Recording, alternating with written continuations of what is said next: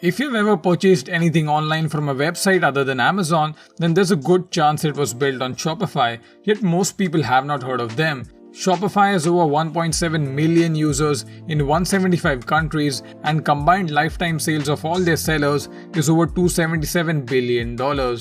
Hey guys, I'm Jayesh and you're watching Hustle TV. In this video, we will see how Tobias Lutke built Shopify into $150 billion e-commerce empire it is today. Tobias Lutke was born on 16th of July 1980 in Germany. When he was 6 years old, his parents bought him his first computer. Just like every other kid, he would spend countless hours playing games on it. By the age of 11, he began rewriting the codes of the game he played and started modifying computer hardware as a hobby. It was pretty clear from a young age, computers and coding was where his passion lied. Toby found school very boring and realized that the thing which he wanted to learn were not taught in school. Hence he dropped out and joined an apprenticeship program to learn programming. After completing his apprenticeship program, he worked for a bunch of German companies.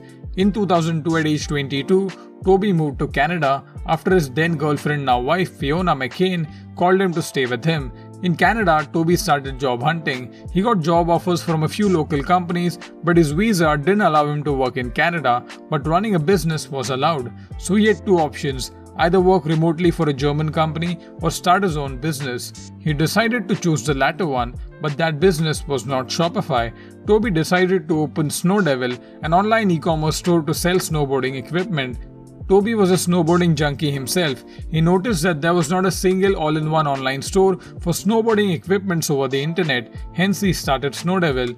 Toby was joined by Scott Lake in the business. Scott was a family friend of his girlfriend Fiona. Both the guys invested a small amount to start the company. Toby took some money from Fiona's parents and his parents too. With his business idea in place, Toby needed a website. Toby used the available options like Miva, OS Commerce and Yahoo Stores to build a store, but none were any good. Every tool that Lutke tried to use to build Snowdevil frustrated him. What he really wanted was a simple, user-friendly tool, one that didn't exist yet. Lutke decided that instead of using an off-the-shelf solution like Yahoo Stores, he would build an online store infrastructure for Snowdevil from the ground up. And as he was programmer, he felt he can make the platform in just 2 months. With that in mind, Lutke went out to make a simple, easy to use and easily customizable platform to set up his online store. He used the open source web application framework Ruby on Rails to build Snowdevil's online store and launch it after 2 months of development. All this time, while Toby was busy programming the website, his co-founder Scott Lake was busy arranging the suppliers and building the logistic connection to deliver goods on time. The first year of Snowdevil's business was fairly decent. The store achieved good sales numbers and the business was profitable, but just like his snowboarding equipment, his website technology was in demand too. People started emailing Toby to know about which platform he has made his online store, and a few of them even asked for license so they can use it to make their own. At this point, Toby and Scott Lake were in a crossroads situation. Their snowboarding business was doing well and there was demand for their website technology as well. After pondering over the idea for a few days, both of them realized they were more interested in helping other merchants than running their online snowboard store. Hence they shelved Snowdevil and refocused on creating a product that would help people build their own online stores in a simple and less complicated manner. With that in mind, they both went back to the drawing board. This time around, they were joined by Daniel Wienen, Lutke's friend from Germany, who was good at designing. They added an opt-in form for anyone who was interested to try their website builder for free. By the time they were ready to launch Shopify, more than 5,000 people had already joined the list. In 2006, the trio launched Shopify, short for Shopping Simplify, as a set of tools merchants could use to build their own e-commerce store. Scott Lake was the CEO of the company and Toby and Daniel looked after the technical side. The first version of Shopify helped merchants get set up with customizable store templates, track orders in an RSS feed, and automated inventory organization. It also included basic but fundamental features like uploading images, adding text, and grouping items. Payments could be processed through a PayPal or credit card processor integration, which was very easy to do. What Shopify offered in 2006 were basic but essential features to running an e-commerce store. For the first time with Shopify, individuals who have never sold anything online before had the fundamental tools they needed to set up a successful e-commerce shop.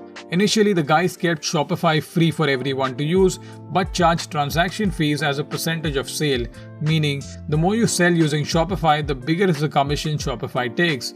This actually discouraged merchants who were making more money on their Shopify store as they had to give a bigger check to Shopify. Hence, they quickly switched to a subscription-based plan and tagged on a small transaction fee that decreased as plan size increased. This way, Shopify still saw a cut of all the sales happening across their tools, but they also incentivized greater sales revenue for customers. At this time, Shopify had paying customers, but they were not making much money. With every day passing by, they were reaching towards zero. Luckily, in 2007, a Toronto-based angel investor, John Phillips, wrote Shopify a $400,000 check. This saved the company and valued it at $3 million. At this point, Scott Lake, who was the CEO, decided to quit the company as he felt he was less technical and going forward in the future, it would be best to have a more technical CEO. With this, Toby was forced to be the CEO and run the day-to-day of the business, which he had absolutely no idea of. Even though Shopify received seed funding, it was a very small amount, hence to stay in business, they needed more capital. Toby went out to Silicon Valley to get funding for Shopify. He met several venture capitalists, pitched his ideas to them. Every meeting he visited, he was asked business questions he didn't have a clue of, like what is the CAG ratio or what's the total worth of the company. Toby would note down these questions, research them after the meeting, and have a few more answers ready for the next meeting. Unfortunately, his efforts went in vain as the world witnessed the 2007 financial crisis and no venture capitalists were ready to do risky investments. But as the saying goes, fortune favors the brave. Crisis turned out to be a good thing for Shopify because people who had lost their jobs were looking to start their own e-commerce business over the internet, and they chose Shopify for that. Shopify saw a growth in user base and the company was back in track. At this time around, Toby took few steps which changed the course of the company forever. In 2009, Shopify created their application programming interface or API, which allowed for applications specific to Shopify to be sold on their app store. This allowed users to customize their e-commerce store more and created a community of developers around it. At this point, Shopify had built the reputation of being a simple, easy-to-use platform to make the e-commerce store you always have dreamed of, that too without writing a single line of code. People loved Shopify. Now to get more customers, they had to reach more eyeballs through marketing, which needed money, which they had very little of. Toby asked his team to come up with 5 marketing ideas. The team came up with an ebook for first-time sellers, a podcast discussing about e-commerce, and few more ideas. Toby decided to try all the ideas with the money he had left. Luckily, all the ideas worked and Shopify growth skyrocketed. Then in 2010, Shopify launched their application on the Apple App Store. From the app, business owners were able to view and manage their Shopify stores. In 2010, Shopify was named Ottawa's fastest growing company by the Ottawa Business Journal. The same year in December, Shopify received $7 million in its Series A round of funding from Bessemer Venture Partners, Firstmark Capital and Felicis Ventures. By 2011, Shopify was supporting over 11,000 stores and generating over $125 million in revenue across those stores. In October of 2011, Shopify raised $15 million in Series B round of funding, and in December of 2013, Shopify raised a massive $100 million Series C round. With this funding, Shopify transformed from an e-commerce company to a commerce company, meaning changing its motto from making e-commerce easier to making commerce better for everyone. In the years to come, Shopify launched their point-of-sale system that directly accepts debit and credit card payments. They implemented Shopify Payments, thus removing the necessity of third-party payment gateways, allowing merchants to bypass them. Today, Shopify is not just a tool that a retailer might choose among many tools to sell online. Shopify has created an app ecosystem and a developer community and turned themselves into an approachable authority on succeeding at e-commerce. The company has woven itself into the very fabric of doing business online. On 14th of April 2015, Shopify filed for an initial public offering on the New York Stock Exchange and Toronto Stock Exchange. The stock started trading at $28, raising more than $131 million in the IPO, thereby valuing Shopify at $1.3 billion. today, over 1 million businesses are hosted on Shopify. Some of the famous companies using Shopify are Kylie Cosmetics, Hasbro, Heinz, Red Bull, Rothy's, Allbirds, and many, many more.